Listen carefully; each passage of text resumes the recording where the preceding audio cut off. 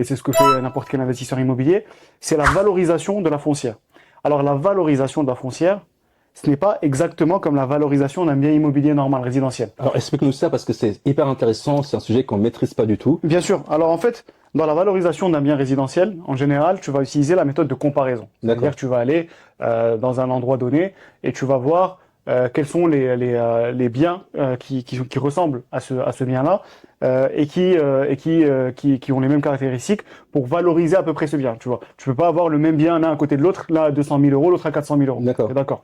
Alors que dans des baux commerciaux ou en général dans des foncières cotées, les méthodes utilisées, c'est soit la méthode de capitalisation ou soit le DCF. Le DCF, c'est beaucoup utilisé, alors s'il y a des experts en bourse, dans la valorisation des sociétés.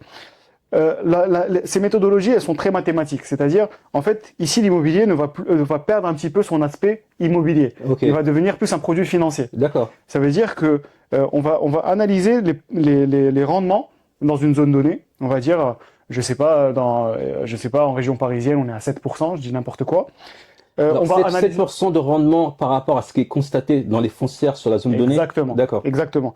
Et sur des baux commerciaux, sur des éléments comme ça. Et là, la valorisation, c'est quoi? C'est loyer divisé par le rendement, c'est loyer divisé par valorisation.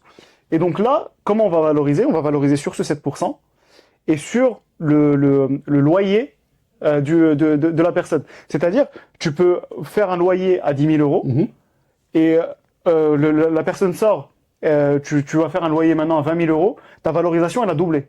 Carrément. D'accord. Et donc la valorisation d'un bien immobilier, elle est sur ça, et c'est pour ça que les gestionnaires immobiliers, dans les foncières en général, ils vont toujours chercher à maximiser les loyers pour améliorer la valorisation d'un actif et pour améliorer la valorisation de la boîte. Parce que la valorisation de la boîte, elle dépend des capitaux propres qui dépendent de la valorisation des actifs dans la société.